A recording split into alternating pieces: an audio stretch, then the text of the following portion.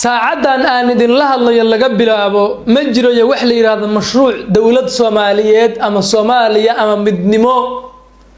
Xasan Sheekh Maxamuud iyo kooxdiisuna imtixaankaasi waa ay ku dhaceen waxaana 24 saacadood gudahood ay cabasho ka soo yeertay maamulkii waqooyi bari oo u taagan midnimada dalka saacad ka hor taliyay booliiska maamulkaasi oo warbaahinta la hadlay waxa uu sheegay in xaaladii ugu adkayd uu maamulku ku jiro gargaar degdeg ah ay uga baahan yihiin dawladda federaalka taliyaha booliiska Soomaaliyeed General Asad Diyaano booliiska waxa waa maasantay tali baahidiina wali waxa taliya sidii uu taagantay mar dhamaan waana ku suganaa haday tababar tahay haday aqoon kororsi kala tahay iyo haday tasiiraad kala tahay hadaba Xasan Sheekh Maxamuud iyo kooxdiisu waxa ay kasban waayeen maamulkaasi iyaga dartood u godoboobay oo loo dhibaataynayo sideeba dawladda federaalka xiriir ula yeelan kartaa oo maamulkii dariskiisa ahaa ee Puntland isagoo intaas ka xanaaqsan uu Somaliland heshiiska ula galay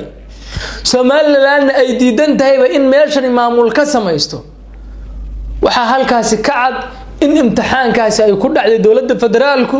mashruuca Soomaaliyana ay u qabaan wax lagu dawarsado kooxda xamar joogta waana halkii Ali Khaliif Gallayr ee ahaa xamar baa laga burburinayaa midnimada iyo qarannimada Soomaaliyeed xamarna dawladii kama soo socoto hadaba halkaasi markay joogto wax kasta waa in cashar iyo waaya aragnimo laga dhaxlo reer waqooyi bari xiriirka ay la sameeyeen dawladda federaalka ah ma ahayn wax ay kaga raadinayaan dhaqaale iyo in ay mataqaanay ku badbaadaan ee waxay ahayd ilaalin jiritaanka qarannimada Soomaaliyeed iyo in dhulkan uu ka tirsan yahay jamhuuriyadda federaalka ah ee Soomaaliya waxaana madaxweynaha waa Xasan Sheekh Maxamuud hadii intii la garan waayay oo maamulkiina ay cabasho ka soo yeertay soo ma haboona in ay talada dhulka dhigaan madaxweyne Firdhiye wasiirada kala ah bidaan iyo ragiisa xildhibaanada Timcad Qowdhan iyo Timcad iyo qolada xilligan wali ku afxiran Xasan Sheekh Maxamuud iyo kooxdiisa soo ma ahan ay talada soo dhulka soo dhigaan oo maamulka waqooyi bari uu xilligan wixii ka dambeeya isaga iskiis uu isaga tashado awalba qurbo joog ba maamulkan geed fadhi u ahayd uu is abaabulo uu dhexda xirto ma taqaanay miisaaniyadiisa waxa lagu sheegay 19 milyan sanadkii bishina waa 1 milyan oo dollar waa wax fudud oo la xallin karo qurbo joogta iyo qolqol joogta gudaha baa ku filan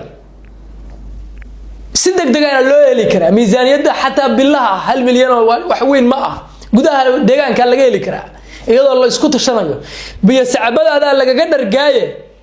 soo ma ahan in saacadan wixii laga bilaabana la joojiyo miidiyaha fariimaha loo diriyo dawladda federaalka warkeeda waa cad yahay Xasan Sheekh Maxamuud si cad buu yiri maalintii anigu 5 nooc baan noqdaa haduu asxaan u sameeyeen wuxuu imaan lahaa caleema saarki soo ma ahan inay talada kooxdaasi dhulka soo dhigaan oo maamulkan intaas ka badan aysan karaamad dilin oo aysan bahdilin oo aysan ka dhigin wax gaajaysan oo ma taqaanay miidiyaha 24 saac taagan waa inaysan ka dhigin soo ma ah adar wala noolaan jiray dadkuna waa noolaanaya muhiimadii dawladda federaalka loo aadayna waxay ahayd bal haday jiraan wax midnimada dalkan ilaalinaya in xoogaa gaaladaasi waxay siisa dawladaha maamul goboleedyada laga helo tiina suurta gali weyday oo dib ay u dhacday 2026 maadaama miisaaniyadii 2024 laga reebay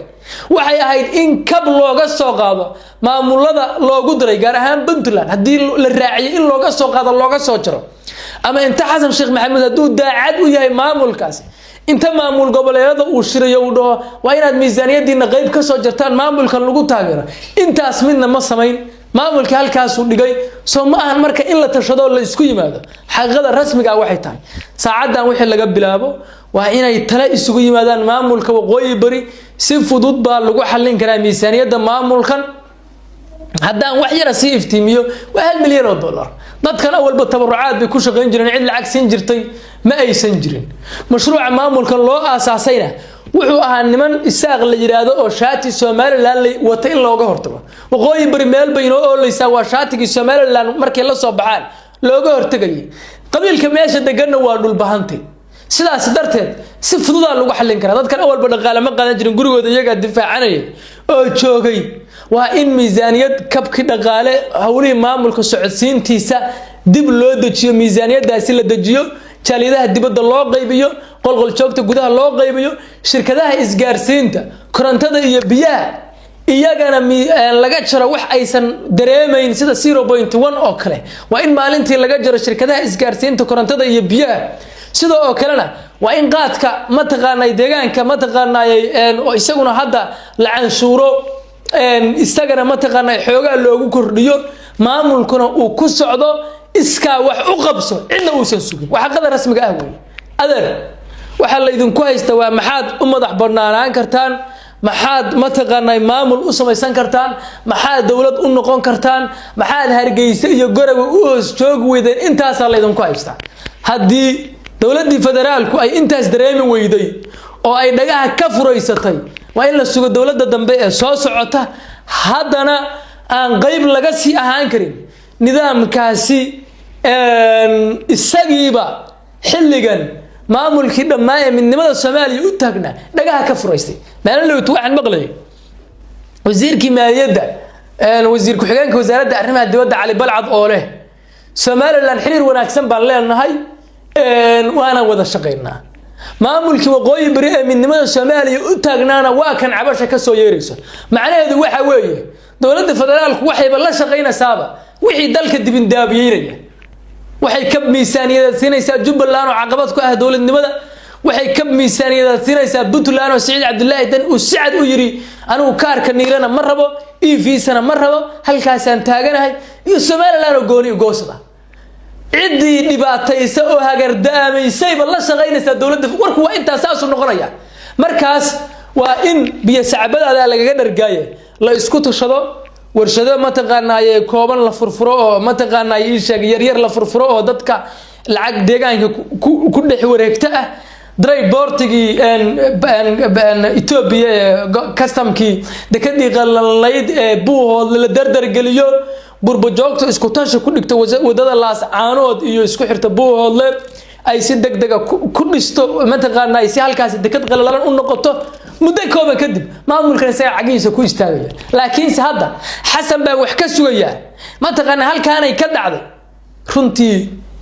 ragna wuxuu qorsheynaya soo ku dibin daabiyeyn lahaa aduguna waxaad ku jirtaa calaacal iyo baroor media isma qabanayso waxa hadda la ii soo sheegay